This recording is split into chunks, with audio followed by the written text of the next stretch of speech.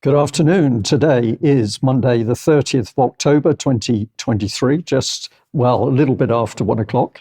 And welcome to UK Column News. Your host today, Mike Robinson, myself, Brian Gerrish. We're delighted to be joined by David Scott, bringing us Northern Exposure from north of the border, and Mark Anderson joining us from the United States. David, let's get started with Israel. Yeah, so we've got here just an update on where things are from Sky News. Israel-Hamas war, Israel military operations in Gaza, quote, will escalate, the IDF warns. So the full ground invasion has not yet happened, but it's ramping up all the time. IDF spokesman said his troops are prepared for any scenario and that the conflict would escalate. Quote, our activities and operations will continue to escalate according to the stages of war. Not clear on what that means, but there we go. That was the statement. This is an expanded ground operation into the Strip. Ground forces, tanks, infantry forces, armoured core forces are moving towards the terrorists. The terrorists are grouped together in certain areas to try and target our forces, and we attack them from the air. That's how we managed to assault and target 20 terrorists. There's direct contact ongoing between the forces in the Gaza Strip and the terrorists. Fighting is ongoing. So that's the situation where the war's at. Total casualties at the moment were 1,400 or 2,000 Israelis. The last I saw, the death toll in Gaza was some 8,000, most of those being civilians. You see, they're mentioning 20 terrorists, they're not mentioning thousands of terrorists. UN medical staff have said that airstrikes are getting closer to the hospitals. And according to UN figures, 117,000 displaced persons are staying in hospitals alongside patients and staff, sheltering from the ongoing violence. There's no progress on the 239 hostages being held by Hamas. Now, just before we go on to response to all of this, a couple of things I'd like to raise. Firstly, the Israeli War Cabinet has been organised. It's tiny. It's 3 people. It's Bibi Netanyahu. It's Gallant, the defence secretary, who I've already called for. He should be sacked for what he said, and the former leader of the opposition. 3 people, a tiny group. We had, I think, 7 of a war cabinet during the Falklands, which is a smaller campaign, a smaller war. 11 during the Second World War as a war cabinet in the UK. It's a tiny number of people to be making these decisions. And of course, one of them's Bibi and one of them's Bibi's sidekick. And this brings me to my second point, which is what's the narrative that's coming out from Bibi Netanyahu. Now, I would have thought in these circumstances that the political role is to make absolutely and abundantly and totally clear the difference between civilian population of Gaza and Hamas terrorists who populated an atrocity, and to keep repeating this over and over. This is not what Bibi's doing. He's quoting, he's saying this is going to be the second war of independence. So he's actually quoting back to 1948, which the Arabs called the Nakba, the Great Disaster, when we know many Arabs were forcibly evicted from the ground, from the land. We're going to have a second run of that, he's saying. It's the most inflammatory thing he could possibly say. And he's even quoting Amalek. He's even quoting Amalek at length to say this is essentially a war of extermination, is the inference. So as a political leader, I would put it to you that Bibi Netanyahu is doing everything he shouldn't be doing. And within the war cabinet, there's very little, if any, restraint or restriction upon him. So this is very concerning. Gentlemen, before I move on, would you like to comment? Well, I think you've raised a key point, David, because at the end of the day, when we're getting violence prosecuted around the world, it's often been a few people that have made the decisions. We've seen that here in UK.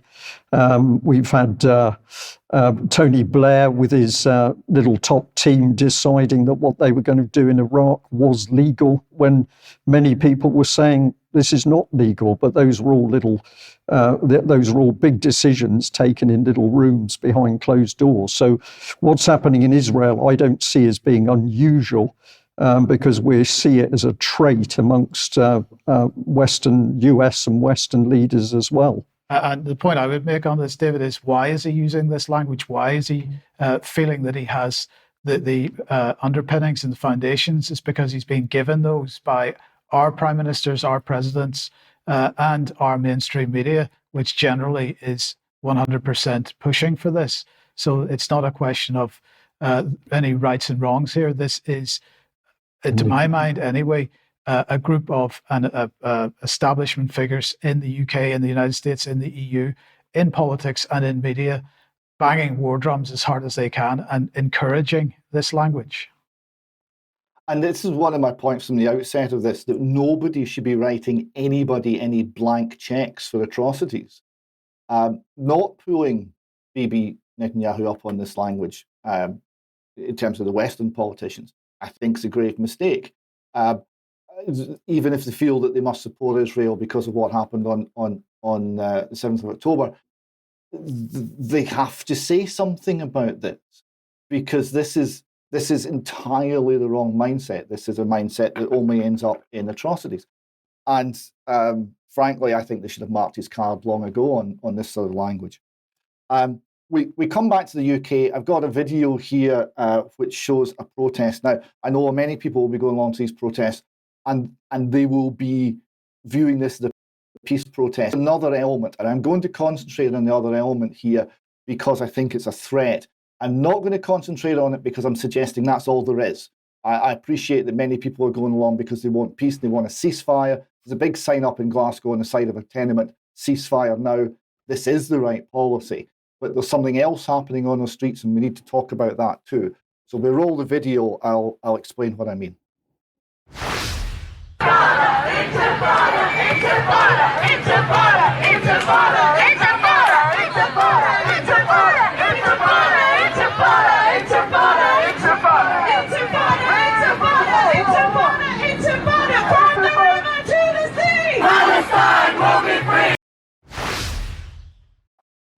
So intifada, intifada, intifada is the chant. Now, I, as you know, I've been traveling to Israel for many years. I traveled during the second intifada. I've got some idea of what it's about, and it's about killing innocent people. And that's what they're chanting for. They might not know it. Probably most of the people shouting that don't. But I think it's worth reminding people what intifada actually means. Some 3,000 Palestinians died in intifada, some 1,000 Israelis, and it did nothing but harm. It only moved the situation backwards. All that loss of life, almost all of it innocent life, and it made not one whit of benefit to anybody. And the key point, I've got here extract from a Jerusalem-based Child protection charity. Yes, a child protection charity, yes. The Sbarro restaurant massacre. So this is a pizza restaurant. It's on the main thoroughfare. It's on the junction of the Jaffa Road and King George Street. And they report that it was entirely unguarded at the time. Sbarro restaurant was filled with patrons, most of them children and young mothers. These were the preferred targets of the Barbarians of Hamas and their allies. 15 people were murdered that day, most of them children, including Malky Roth. One remains unconscious at the time this was written. More than a decade later, some 130, including passers-by, were injured. It was a horrendous attack. It was one of many. As I say, there was 3,000 Palestinians killed, there was 1,000 Israelis killed, and it didn't do any good. The person who was in a coma actually only died this year. So BBC was reporting on the 1st of June. Sbarro pizza bombing victim dies after 22 years in a coma. Chana Nachenberg was 31 at the time of attack. So that's what they're calling for, and that's what people are being fooled and tricked and manipulated into believing, and it's vile. I think we should be pushing back at this. I don't think we should be fooled. I don't think we should be silent as people are being fooled.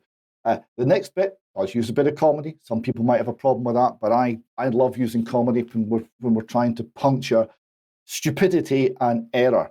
At the end of that chant, you heard "From the river to the sea, Palestine will be free." I've been asking for 3 weeks now what Free Palestine means exactly, and I've not got any answers from anybody. This satirical piece is the closest we've got to an answer. Anything you can give would be greatly appreciated. Of course, of course. Just one quick question. How do you define Palestine? From the river to the sea, Palestine will be free. Absolutely, absolutely. And which river is that? Well, it's next to Egypt, so one of those. Okay. Okay. So look, here's Israel. Where? Just there. Is that it?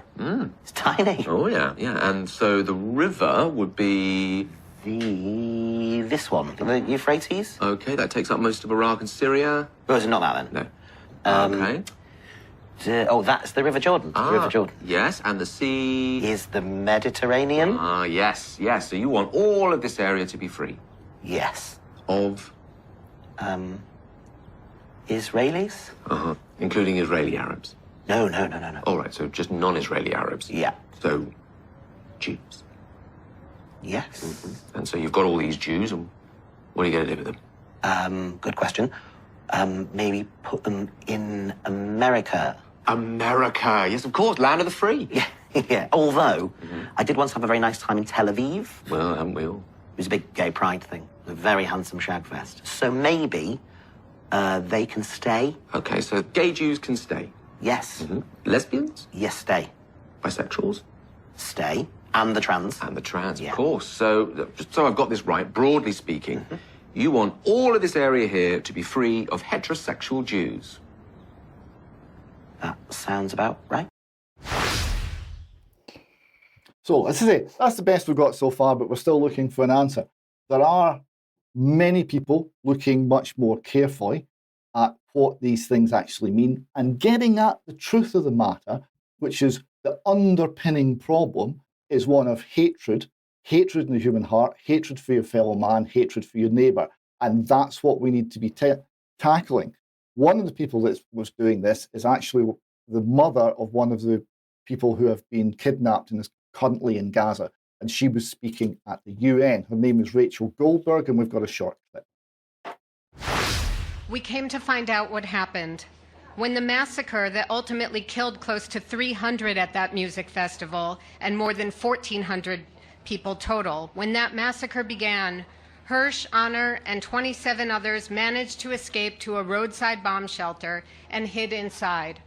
Hamas militants came to the doorway and began throwing in hand grenades, which all witnesses with whom we have spoken said that Honor managed to pick up 8 of them and throw them back out. But 3 of those hand grenades did get by and detonated inside. Next, Hamas fired into this small concrete room of 29 music lovers, an RPG, and then sprayed the room with machine gun fire. After a couple of moments of the dust settling, Hamas entered. Most of those young people were now dead. Some were alive and wounded and trapped under the dead bodies, so they pretended to be dead. It is from those witnesses that we know that Hirsch and 2 other young men were ordered to stand, and when Hirsch stood up, they all saw that his left arm had been blown off from the elbow. He had somehow managed to put on some sort of tourniquet or bandage and walked out with the other 2 young men. They were loaded onto a Hamas pickup truck and headed toward Gaza. Hirsch's last cell phone signal was found inside of Gaza at 10:25 in the morning on October 7th. Rachel went on to explain how a Bedouin man had tried to save all of these young people by talking to the terrorists and trying to stop them doing this at his enormous peril. She finished with this statement about the principles we should be applying. We human beings have been blessed with the gifts of intellect, creativity, insight, and perception. Why are we not using it to solve global conflicts all over the world? Because doing this is hard, and it takes fortitude, imagination, grit, risk, and hope. So instead, we opt for hatred, because hatred is so comfortable, so familiar, and so very, very easy. And on the subject of easy hatred, this takes us to Dagestan airport. Word went round on social media, Telegram, etc., that a flight was coming in from Tel Aviv. and a mob assembled to hunt down the Jews on the plain. And we have some video.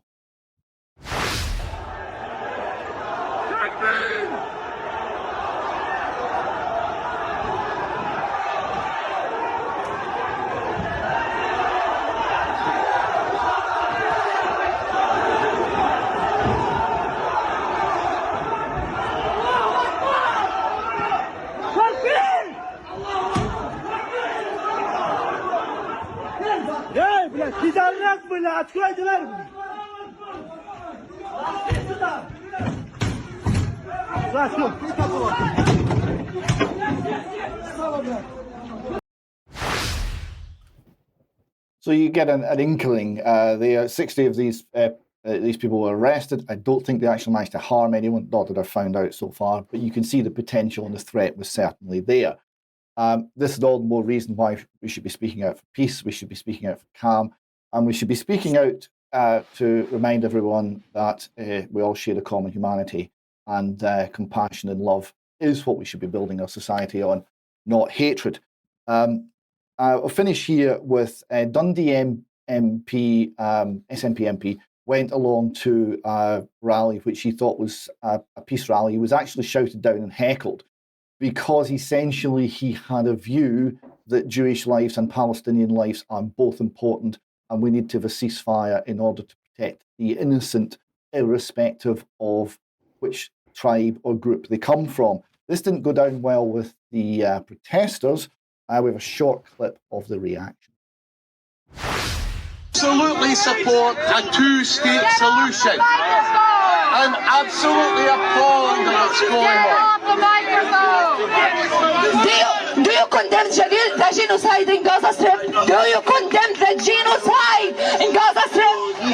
I condemn all the indiscriminate actions in Gaza. State genocide! Condemn everyone! Get back to Hollywood, get shit!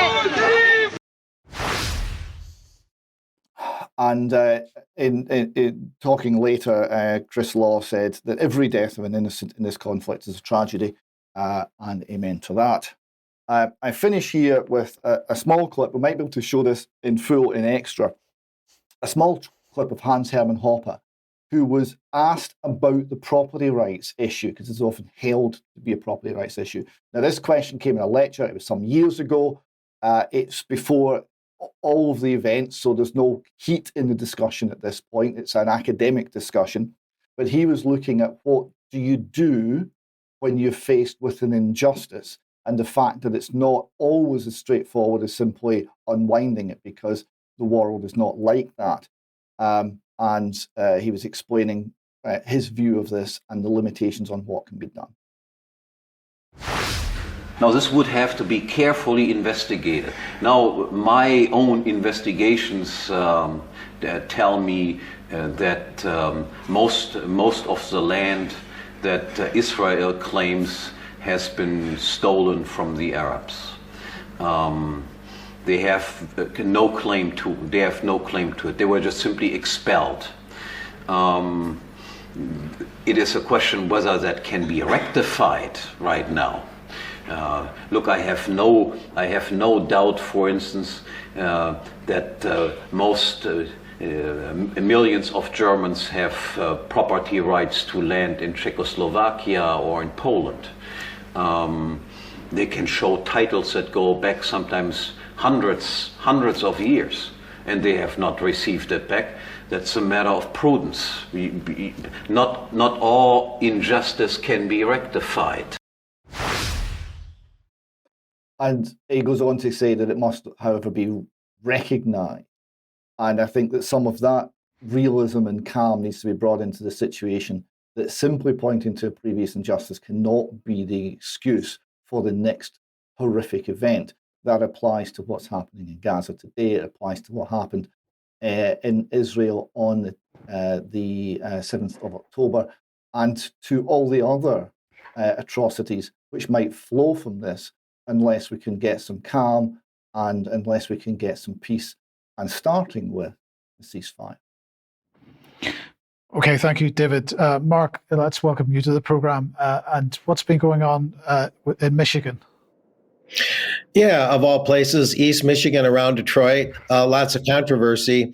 That's where a congresswoman represents the area who many see as off base on numerous issues, but she has been very strong in condemning the excesses of Israel's response to what happened, among other things. Anyway, here's a headline from our friends at Associated Press. We'll be dissecting them a little more later. Democrats' divisions on Israel-Hamas war boil over in Michigan as Detroit area Muslims feel betrayed. Well, that picture there, the woman right next to the black man there is Governor Whitmer, Gretchen Whitmer, not very popular these days, and Dana Nessel, the Attorney General of Michigan, who happens to be Jewish.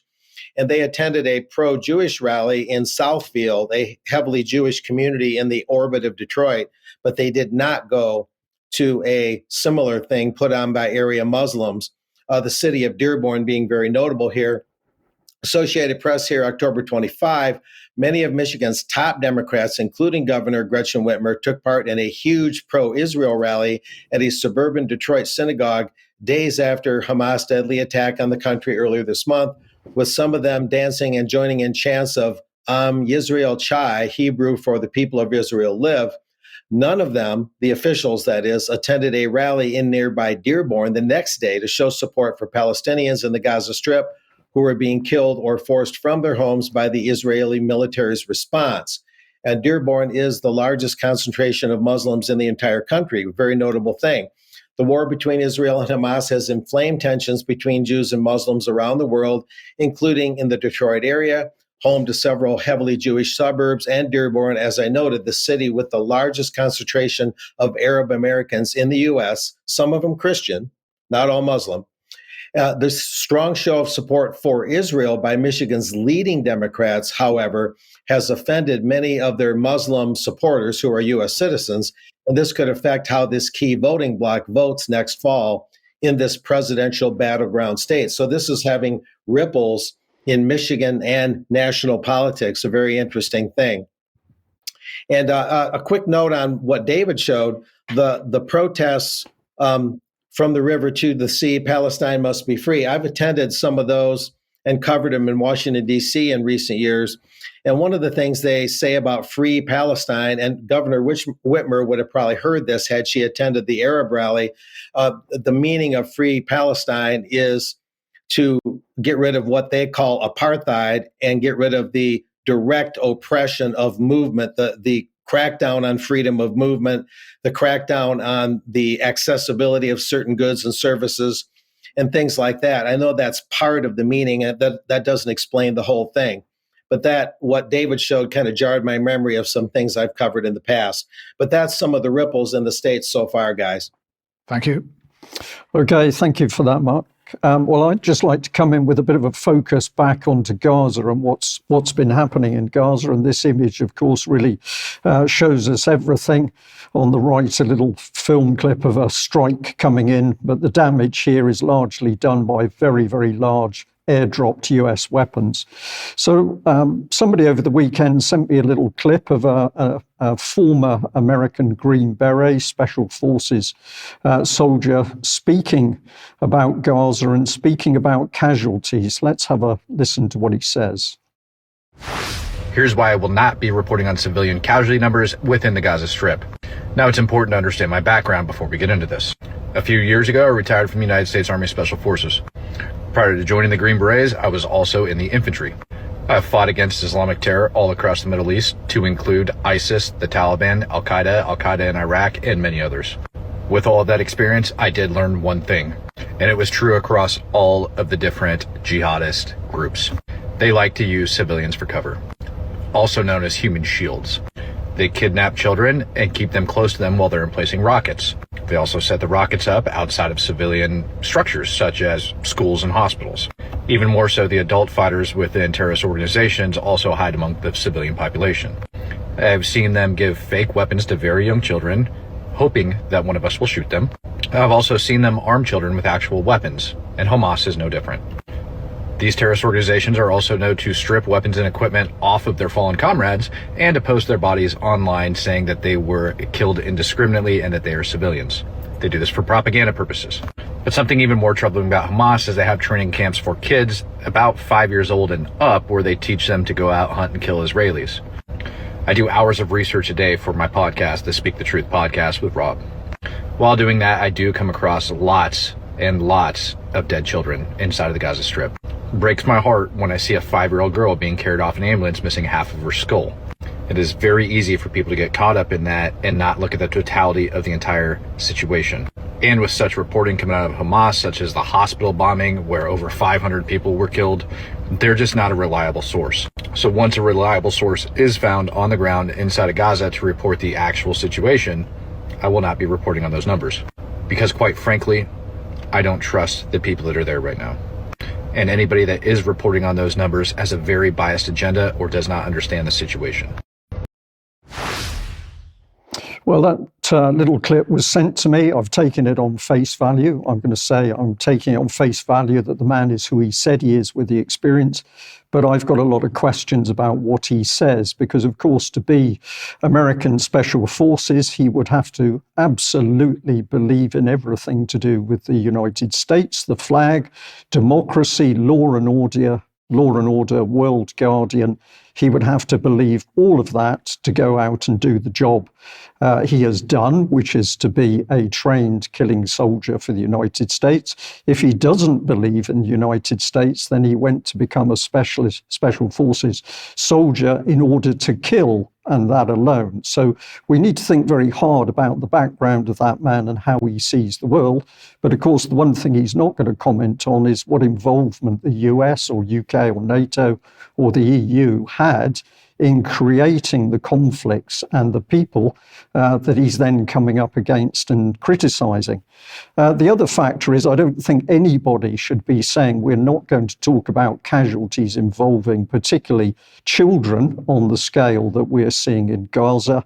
And so I find his excuse that he doesn't want to get into this is wrong, absolutely wrong. There's another factor, and that is, of course, he knows through common sense and his military experience that heavy air-dropped bombs of the size that are being used on Gaza and civilians will cause huge damage. You only have to look at film clips of troops operating in Iraq or Afghanistan, including special forces troops, and see how nervous they get if the US or the UK aerial bombing in those theatres of war got too close to their own positions.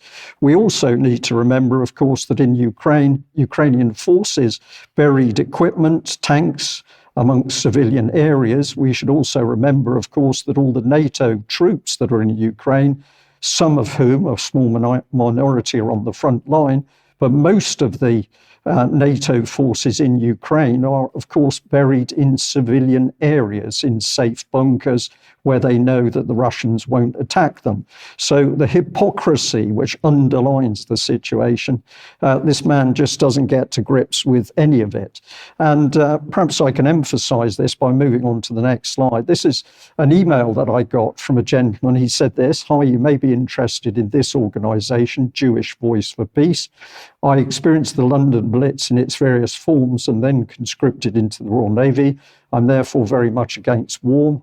And now, since they abstained from the UN motion for a ceasefire in Gaza, consider our government to be murderers. Kind regards, Raymond." Well, what an amazing gentleman. I got back to him and he answered me by saying that he was close to his 95th birthday. And if he remembers correctly, he was called up in September 1946. He then tells me about his military experience. But he ends by saying something which I think is very astute. Regarding Hamas, if we use our fascist government's logic, we would have called the French resistance in World War II terrorist. And of course, that's absolutely true, because the resistance were hated by many of the civilians because they dared take the fight to the German, and the retribution was on the civilian population. But let's move on. This is the organization that he mentioned, no more grieving families in Palestine and Israel.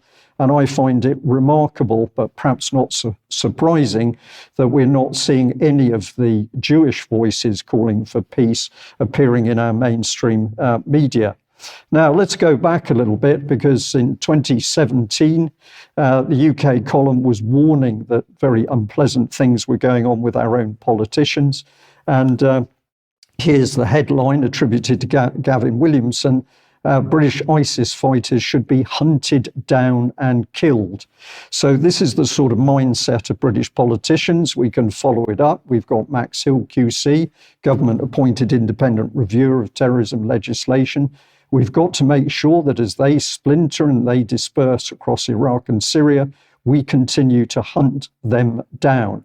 But of course, there's no real comment on the background as to how these people and their views have been created by what Western nations have been doing in many areas of the world for many years. So we'll just put his face on the screen again. Here's young Gavin, but basically kill them all. And he's not going to be caring who's been starting the wars and grooming and paying for the killers. And if we can emphasize this point, and we're UK column here, December 2017, here's the Telegraph headline: Libyan terror suspect put in charge of guarding David Cameron in 2011 Tripoli visit. So the sheer hypocrisy of people ramping up war in Libya, using terrorists for their own protection when it suited them. And I think the UK column, as always, was absolutely on the button with this slide from December 2017, UK government funding terrorism. And I'll just end with, if it's not the UK government, then of course we've seen many of the figures across the senior European parliamentary system calling for the war against Russia. And of course, that war is still going on. Let's have a little listen to Neil Oliver, who really said something which struck a chord with me. Dreadful things keep happening because dreadful people are in charge of the world, but face no consequences for their dreadful actions. Since 9/11 and the beginning of the forever war on terror, millions of civilians have been killed in a blood-drenched swathe of territory in Iraq, Afghanistan, Syria, Libya, Yemen, and many more places besides. Always we're told it's for the greater good, that we must accept the collateral deaths of the innocent as well as the guilty. Always it's civilians that die in the greatest numbers, like grass harvested or trampled underfoot. Modern wars are prosecuted to keep the powerful in power and to make the rich richer. Provoked or not, the answer is always war. As often as not, they're about oil, the removal of inconvenient, uncooperative regimes and their replacement with those deemed compliant. The rich and powerful insist they act only to make the world a better, safer place. Is that right? All I see are piles of corpses, heaps of rubble, and a world made more dangerous every day for the likes of you and me. So that was the first clip. Let's listen to the second clip and see what he has to say. I say again that dreadful things keep happening because dreadful people are in charge and suffer no consequences. I also say those dreadful people are invariably cowards, which partly explains why they do those dreadful things, or at least stand by while dreadful events unfold. Cowards are easy to spot, just as dreadful people are easy to spot, just as weak people are easy to spot, for they'll sacrifice actively or passively anyone and everyone they perceive as a threat to their position and burgeoning wealth. And so French Macron, Canadian Trudeau and Kiwi Ardern and more besides keep stepping backwards while simultaneously nudging their populations forwards into harm's way. Another British former Prime Minister, Boris Johnson, locked down the country in lockstep with all the rest, leading to death and economic destruction on an unmeasured scale, and pushed medical products that were questionably neither safe nor effective, not even in terms of Big Pharma's own self-regulating policies, on millions of people, children included. He was the NATO bag carrier who scuppered hopes of an early peace deal in Ukraine. I couldn't have put it better. Of course, I've only taken two small clips out of his overall piece to camera, but to me, he is identifying exactly the cause of the problem, which is the people we have in power.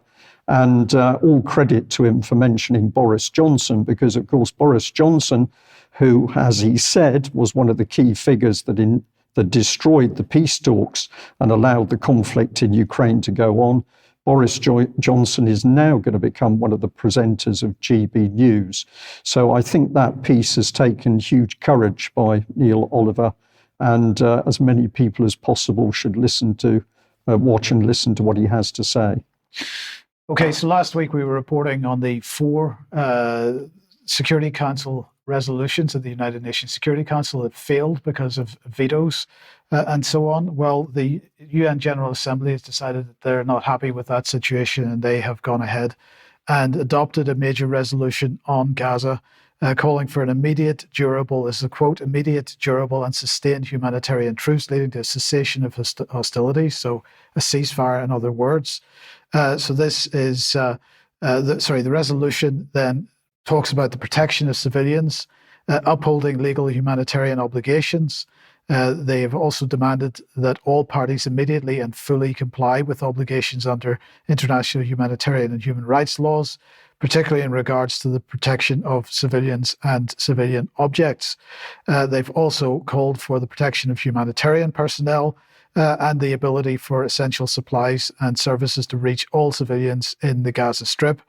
And they've also, in the resolution, called for the rescinding of the order by Israel, which they describe, this resolution describes as the occupying power. So they want the rescinding of the order by Israel for Palestinian civilians, UN staff, and humanitarian workers to evacuate all areas in the Gaza Strip north of the Wadi Gaza and relocate to the south. And they also called for the immediate and unconditional release of all civilians being, as they described it, illegally held captive, demanding their safety, well-being, and humanitarian treatment in compliance with international law.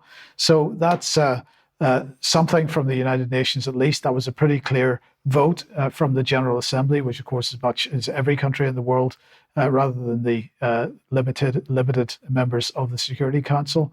But in the meantime, Vladimir Putin has been busy. He has been meeting in the Kremlin with 8 top Russian religious leaders, all representing various religious groups, Christian, Muslim, Jewish, and Buddhist faiths.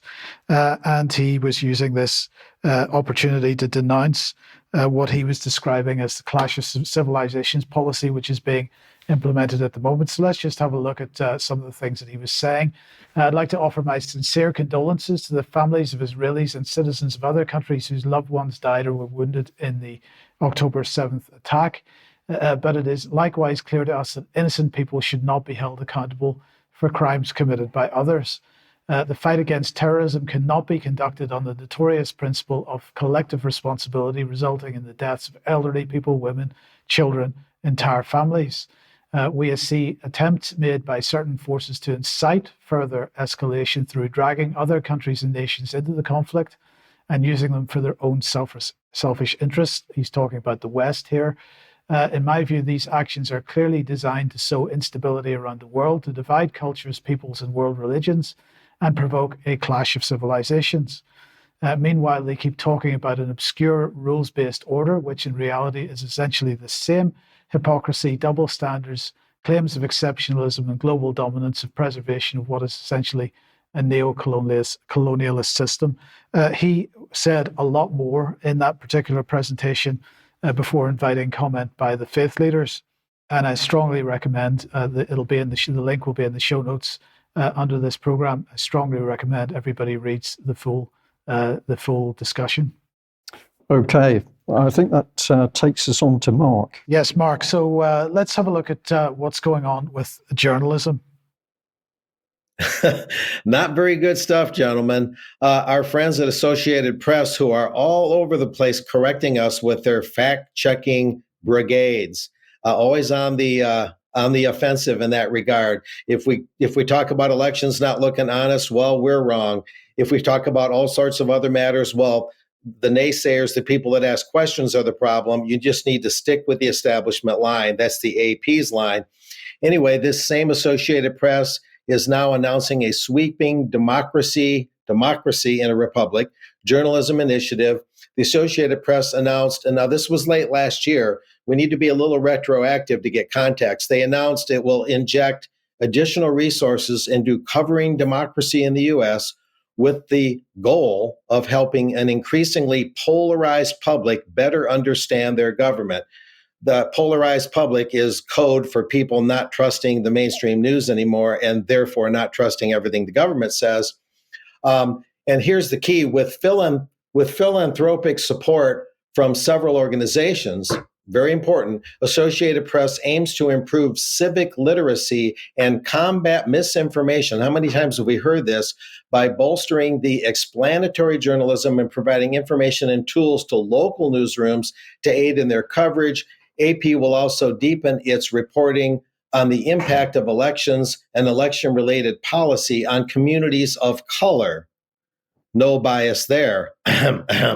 Anyway, moving on from there, this effort, this overall effort, and this is where we get into the nitty-gritty, is supported by the Lilly Endowment Incorporated, the Jonathan Logan Family Foundation, the William and Flora Hewlett Foundation, and the less radical but still notable Charles Stewart Mott Foundation, based here in Michigan, by the way.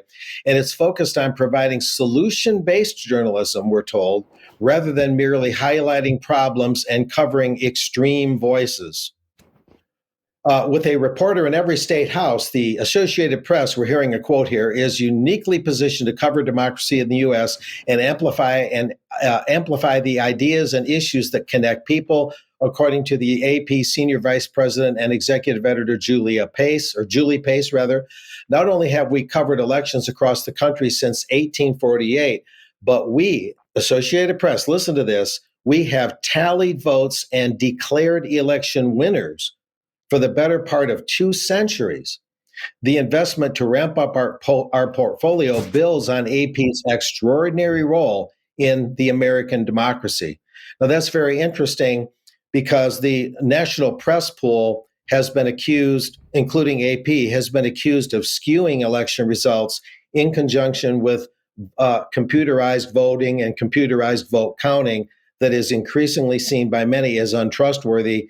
And I've got a video interview coming up soon on UK Column of Garland Favorito of voterga.org that will explain the actual anatomy of election insecurity and election theft, how it can and does happen. That'll be coming up soon on UK Column. Anyway, let's look a little bit more deeply momentarily at the company that the Associated Press keeps in this initiative. The Lilly Endowment, based in Indianapolis, is a private philanthropy created in 1937 by 3 Lilly family members via gifts from their stock from their big pharma business, Eli Lilly and Company. Founded in 1876, Eli Lilly, the big pharma company, has offices in 18 countries and sells its products in 125. It was the first company to mass produce the polio vaccine as well as insulin. And here's some more important notes. In January of 2009, the largest criminal fine in U.S. history, totaling $1.415 billion, was imposed on Eli Lilly for illegally marketing its best-selling drug, the antipsychotic Zyprexa. Not to be outdone, of course, that same year, Pfizer agreed to pay a civil criminal record fine of $2.8 billion for the illegal marketing of the painkiller Bextra. And that was the largest healthcare fraud fine in the history of the U.S. Department of Justice. Lilly also has applied for approval, by the way, of its monoclonal antibody treatment for COVID-19. So Big Pharma is getting involved in the Associated Press crusade. Moving on a little bit more, the Jonathan Logan Family Foundation supports journalists, authors, and filmmakers. InfluenceWatch.org notes that the Logan Foundation's grant recipients include left-of-center nonprofit journalism entities, including Report for America. The grantees, those that receive the money, also include the First Amendment Coalition, whose perspective is clearly left-wing. And the William and Flora Hewlett Foundation apparently has the same general orientation, with the Hewlett Foundation having created a Racial Justice Advisory Council. And I'll conclude by noting that in this next slide, the Hewlett Foundation, we're branching off from AP now. It's joined Press Forward, a national effort to award more than $500 million to revitalize local news. We've heard similar things in Great Britain. We've heard similar things in Canada. Local news is suffering. There's news deserts out there. People are becoming more vulnerable to misinformation. Oh my God, what are we going to do? Well, we need to get more of the mainstream journalistic syndicate kind of news through foundation money. We need to get it into those local communities. And I'll mention here in this last slide, a coalition of 22 donors, including the William and Flora Hewitt Foundation, announced Press Forward, a national initiative to strengthen communities and democracy by supporting local news and information, with an infusion of more than $500 million over the next 5 years. And I'm going to go off to something on another screen over here. Those 22 donors in the Press Forward initiative include many that support the Corporation for Public Broadcasting, aka PBS, roughly the equivalent of the BBC here in the United States. That includes the Henry Luce Foundation. Henry Luce was behind Time Warner and was a member of Skull and Bones. We have the John D. and Catherine T. MacArthur Foundation, major liberal internationalists there. We have the Robert Wood Johnson Foundation, very left-leaning globalist. Alfred P. Sloan Foundation, very left-leaning globalist. And of course, not to be left out, the Carnegie Corporation of New York. They're related to, of course, the Carnegie Endowment for International Peace that is Bilderberg related. So this is the company that Associated Press keeps, guys, in this initiative. And so what I'm going to conclude about this, in my opinion, is that they're scared shiteless, if I may say, that alternative news of the real sort is going to fill the void that is right now wide open, like a gaping wound that they're trying to fill with mainstream news. So the race is on for the narrative. Mark, thank you very much. When I saw your segment earlier this morning, I was just amazed because it brought back into my mind UK column reporting from 2018. I think this is your content originally, Mike, where we were warning about control of the media in UK. So this was the opening slide, unsustainable. But picking up on Matt Hancock, the then digital minister, robust, high-quality journalism is important for public scrutiny, and underpins democratic debate. That was the claim. The review will look at the sustainability of the national, regional and local press and ensure that the UK has a vibrant, independent and plural free press as one of the cornerstones of public debate. We also highlighted Presto here, an organisation that I think was getting politically involved, but that was highly relevant to the time. Let's just move on here, though.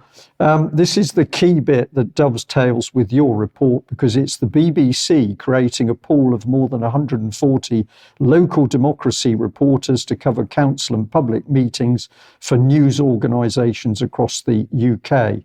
And if I just add a bit more, so 144 full-time and 2 part-time local democracy reporters have been allocated to 58 news organisations in England, Scotland and Wales following a competitive bidding process. And we warned that this was the BBC getting its tentacles into low-level reporting, and we warned of the dangers of that. But basically, we had this comment from the controller. This is a major advance in the partnership, which will significantly improve the reporting of on councils and public institutions, leading to greater public accountability for our local politicians. That was the claim. The groundbreaking local news partnership between the News Media Association and the BBC is now becoming a reality, which will benefit the BBC local media and, most important, local communities. The initiative has moved the whole relationship between the BBC and the local media sector from confrontation to collaboration. That is the dangerous word. The BBC is now in collaboration producing local news, and key benefits will include 150 new journalists on the ground holding public institutions to account for their needs. So we popped up this from the Twitter page, but let's move on to the key bit here, where we put a network together of the BBC, teaching fact from fiction. This is the BBC saying it's going to teach people how to report and to identify the truth. This needed to happen at the time because you might be bamboozled by Brexit. So the BBC was setting itself up as guardian of its own truth, with a propaganda arm now entwined in local media reporting. And so we pointed out they'd invested 8 million into this. Local news partnership scheme had got 700 media organisations signed up. There was a shared data unit based at BBC Birmingham.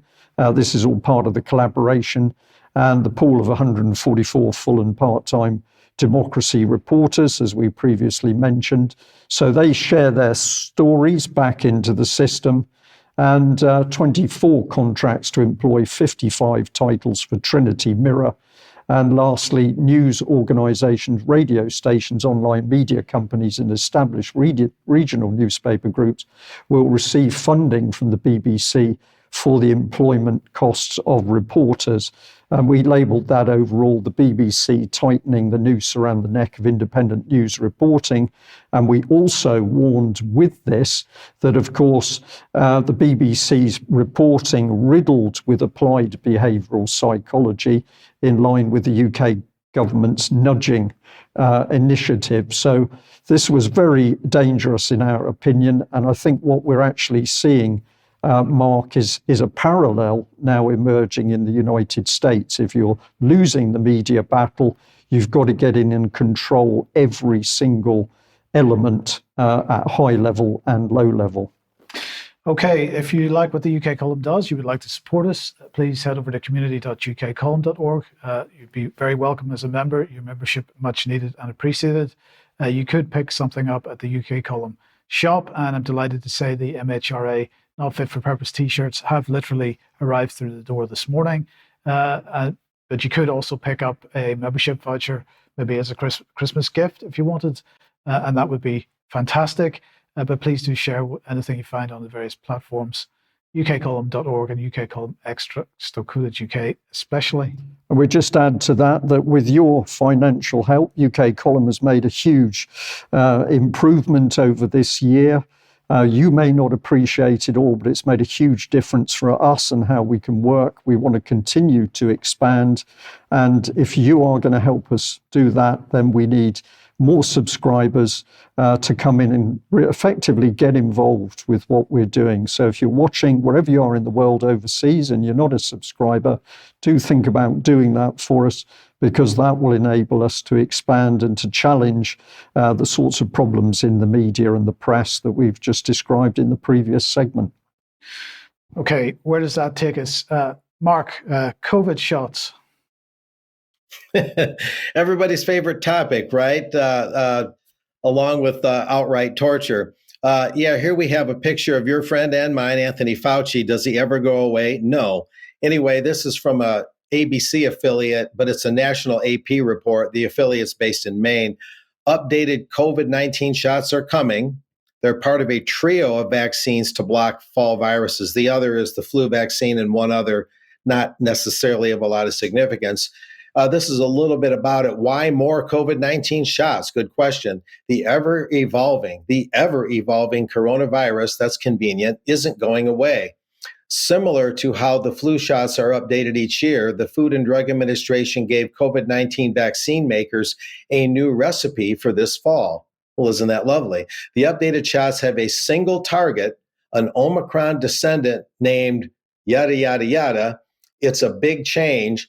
The COVID-19 vaccines offered since last year are combination shots targeting the original coronavirus strain and a much earlier Omicron version, making them very outdated. Pfizer, Moderna, and Novavax all have brewed new supplies. Interesting choice of words. The FDA will soon decide if each company has met safety, effectiveness, and quality standards. So far, that's been extremely lacking. Then the CDC must sign off before vaccination begins. A CDC advisory panel is set to meet soon to make recommendations on how to best use the latest shots. Earlier this month, European regulators authorized Pfizer's updated vaccine for this fall for adults and children as young as 6 months. Hear that clearly. Now, I was talking to my brother-in-law last night in Berrien Springs, Michigan, and we were going over some things we had heard, and we looked up some things online, and I kept going into the evening a bit. There have been some admissions in the British health journals and by the CDC in America, although very limited admissions, going back about a year or two up till the present, myocarditis and pericarditis after mRNA COVID-19 vaccinations. Of course, if it's mRNA, it's not really a true vaccine, but we'll leave that aside. And the CDC and the British Medical Journal and others, the National Institutes of Health, are all admitting, very tentatively, but admitting that myocarditis and pericarditis are an outcome at times of the COVID-19 injections. But they're saying very rare, only hundreds of cases out of millions of doses, things like that. But then there's all sorts of different caveats, and they all say one thing, that more research is needed. So this is something to keep firmly in mind as they roll out more shots. And a really nice add-on to this is vaccinequiz.org. And this is mainly American-based. It's based on the CDC and FDA largely. It's 15 questions. But if you go to vaccinequiz.org, showing right here, you'll see, for example, when you give your answer, when you guess your answer, it'll tell you whether it's correct or incorrect, and then it'll give you data to tell you why the answer is that way. And this is question number 1. Following the CDC recommended pediatric schedule, how many doses of vaccines will U.S. children receive by the age of 18? The correct answer is more than 60.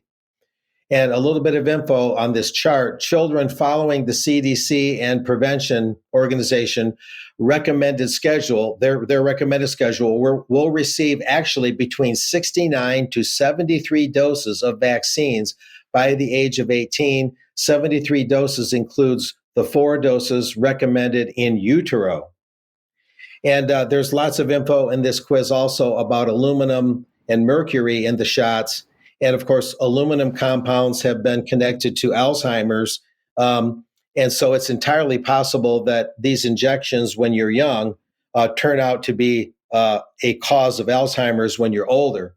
That's a little bit speculative, but there are connections made between aluminum deposits in the brain and Alzheimer's and dementia, because aluminum is not easily flushed out of your system.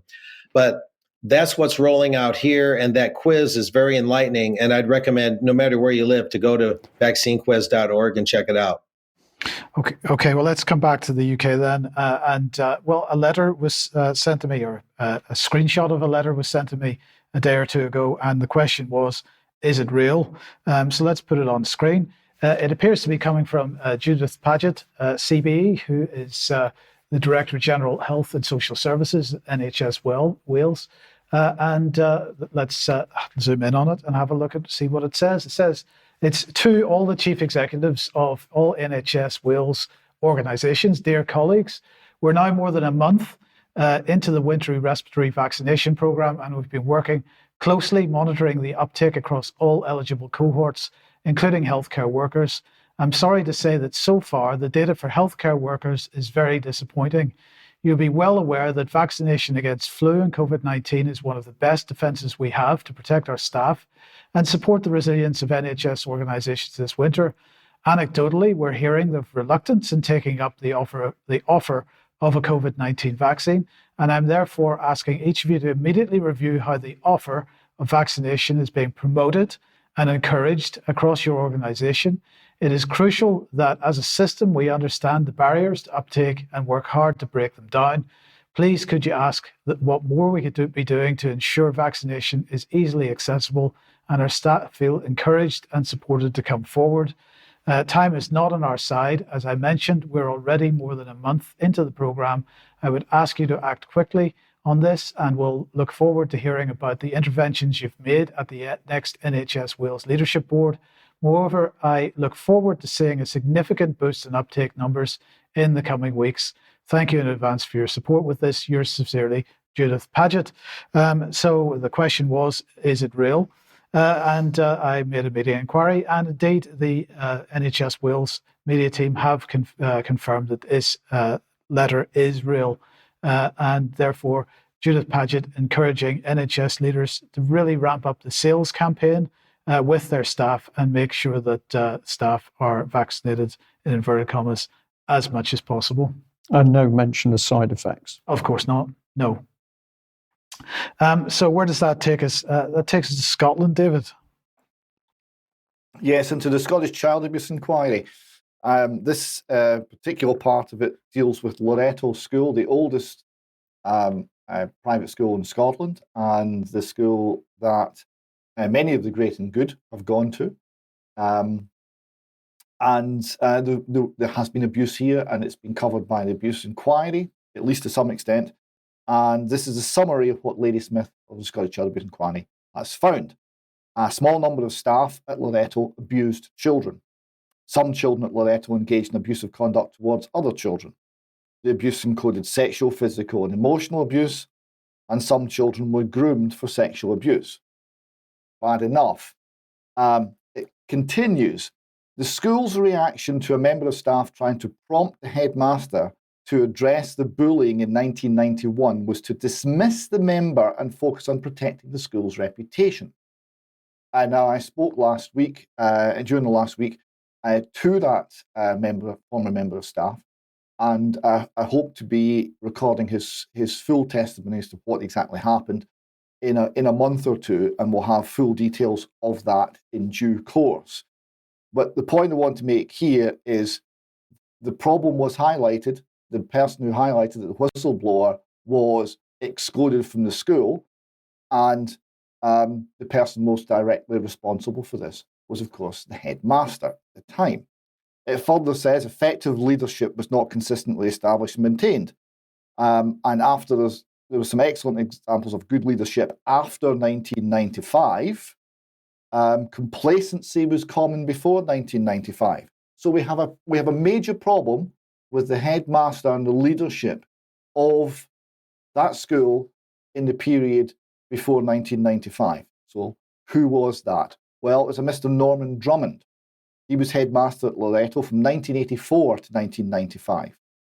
The announcement was to succeed David McMurray, the governor's appointed from a very large field, the Reverend Norman Walker Drummond, a Scot aged 32. Gosh, that's young. And it goes on through his education. He was in the parachute regiment, the Black Watch. He got a blue in Cambridge at rugby. He captained the Scottish Universities and Services Rugby 15, a keen cricketer, etc. Comments, some eyebrows were raised, no doubt, at a non-schoolmaster of only 32. So what's he doing now, you may wonder? Well, he's writing. He's got a book called The Spirit of Success, How to Connect Your Heart to Your Head in Work and Life. So he's basically a motivational speaker. He's saying from gangland areas of Glasgow and Edinburgh to a young minister to the present day as a celebrated international speaker and author, Norman Drummond's life and work embodies a personal commitment to leadership. This is the man who was criticised in the Scottish Child Abuse Inquiry. Personal commitment to leadership and to developing talent in others. He's founder and chairman of 1400. More on that in a moment. He was also former BBC national governor. So it's all about finding vocation and developing leadership, and it's all about the Columba 1400 International Leadership Academy. So more on that. It contains many aspects. It includes a head teacher's leadership academy. So this man who failed at Loreto to protect the children and who excluded the whistleblower when he tried to raise concerns is now leading a leadership academy for head teachers in Scotland called Columba 1400. Columba 1400 was founded by Norman Drummond. In 1988, Norman set up the Ronald Selby Wright Leadership Centre in Staffin on the Isle of Skye. Okay, It goes on to describe his other achievements, and he created Columba 1400 to extend this concept. Now, Ronald Selby Wright Leadership Centre. That name might be familiar to some of you because that was Blair's mentor, spiritual mentor, when he was at Fetus, and is now known to be a prolific sexual abuser of children. He's now dead. In fact, so close was the relationship between Norman Drummond and Mr. Ronald Selby Wright that Norman Drummond gave the eulogy at his funeral. So after it all came out, they changed the name to Columba 1400 because you couldn't call it the Ronald Selby Wright Foundation anymore. This is all about values-based leadership, increasing awareness of self and as a leader of change. So it's change agents, right? You'll notice in this, there's no mention, the man's meant to be a minister of the church. There's no mention of Christ or Christianity or anything in this. It also talks about perseverance, identifying sources of complication, obstruction, and resistance, and developing strategies for success. I would put it to you that sources of complication, obstruction, and resistance are people like me. And it goes on, Columba 1400, they have leadership academies for social leaders. We act as a catalyst for deep collaboration across agencies, centered around families, people, and relationships. And the Senior Leadership Academy is working towards partnership with the Scottish Leaders Forum to bring Scotland's executive leaders together with common purpose to lead our collective efforts for COVID-19 recovery and beyond. And when it comes to the Head Teachers Leadership Academy, senior teachers are going to reconnect to their power, answers in the postcard as to what that actually means, and their desire to drive change agents again. They open up to reconnect to their values and build a powerful network to make lasting differences in education. So this is a hidden network amongst the head teachers of Scotland being organised by the man who failed at Loreto. This is going to be done by transformational change, of course, unlocking values and creating action. Unlocking values, not quite sure what that means. Does that mean changing values? I suspect it does. And building a self-sustaining community. Student teachers are going to build a powerful peer network, which will sustain the professional practice for life as they get ready to change the lives of Scotland's young people. All about change agents. And finally on this, the Head Teachers Leadership Academy unfortunately didn't get government funding this year. It was getting about £500,000 every year or so. Didn't get funding this year. Head teachers are going to connect to their values, connect to their team, connect to their school, and we hope to have some money from the government to pay for all this again soon. So that's what we've found so far about Columba 1400, which seems to be common purpose for Scottish. Thank you very much, Dave. There's a lot we could discuss on that, but we'll have to save that for another time. I'd just like to give a little update on Ukraine, because, of course, as far as the BBC is concerned, well, Ukraine has been pushed into fourth place. Why do I say that? Let's have a look at their website. So this is the opening page of the BBC. If you look at the top, you've got home, you've got Israel-Gaza war, you've got cost of living, and in fourth place is Ukraine. So Ukraine now pushed into the background, and the BBC propaganda there underneath the arrow, Russia executing its own retreating soldiers, the US says. This is absolute raw propaganda. It's well, I don't quite know how to describe it. It is so bad, but this is the problem. All is not going well in Ukraine. And if I just bring up another headline here, Ukraine war, forced evacuations as Russian attacks intensify, just as the debate and the unhappiness over the aerial bombing of civilians and children in Gaza, as that grows.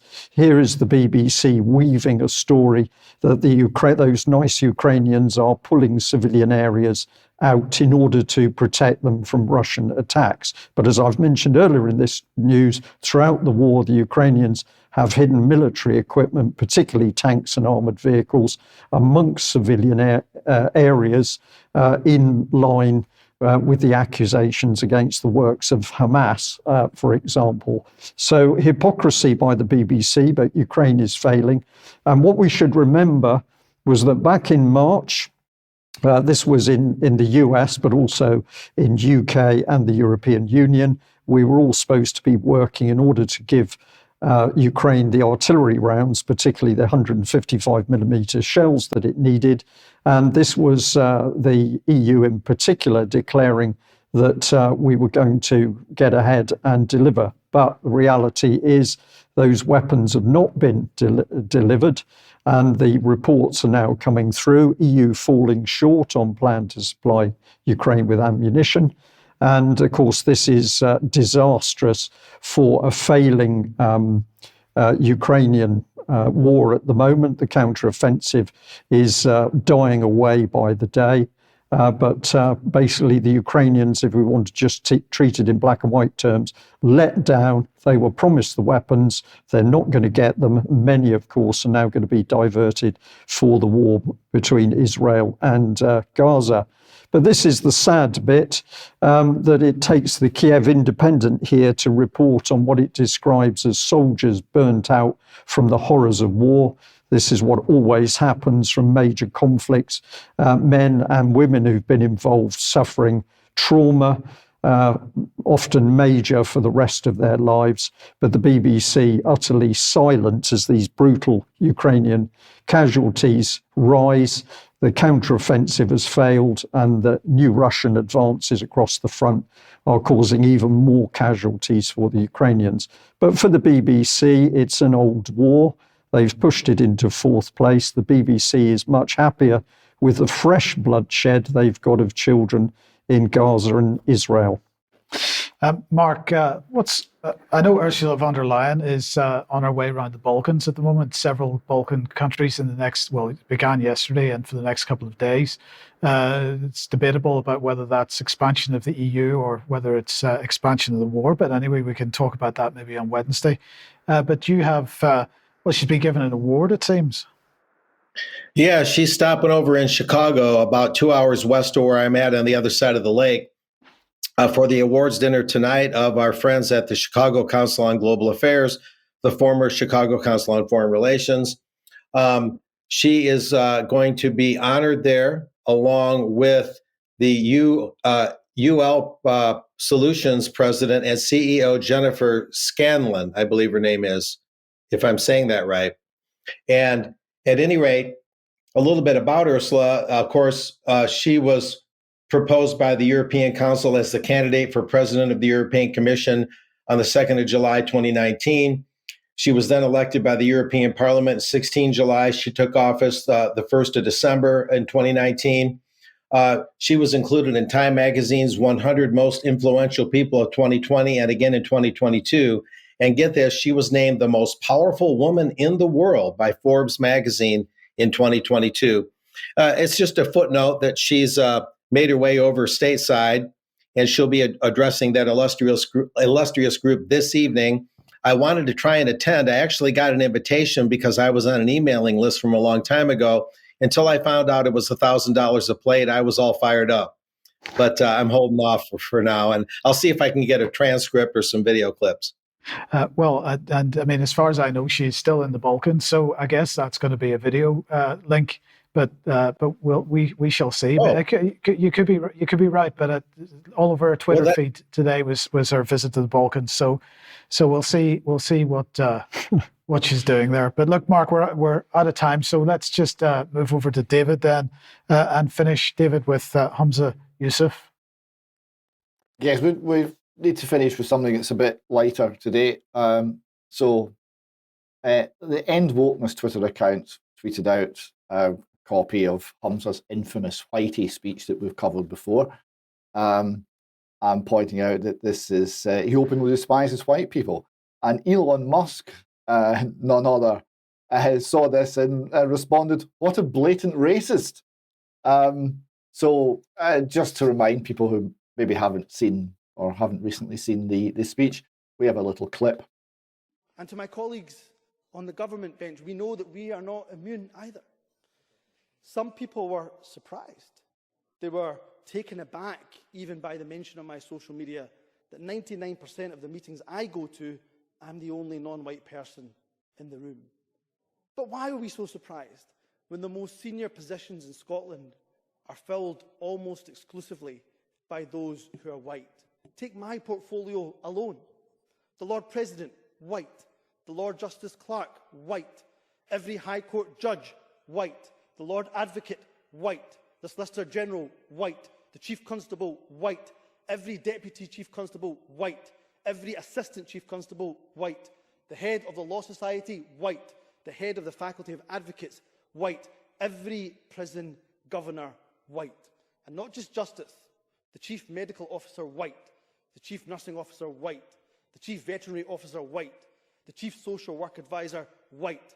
Almost every trade union in this country headed by people who are white. In the Scottish Government, every Director General is white. Every chair of every public body is white. That is not good enough. And it's playing to the race card, right? This is critical race theory. This is the religion he believes in. He's not a Muslim. He pretends to be a Muslim. He believes in woke ideology, which is a religion that's trying to replace, well, everything else, particularly Christianity, but anything that's in its way.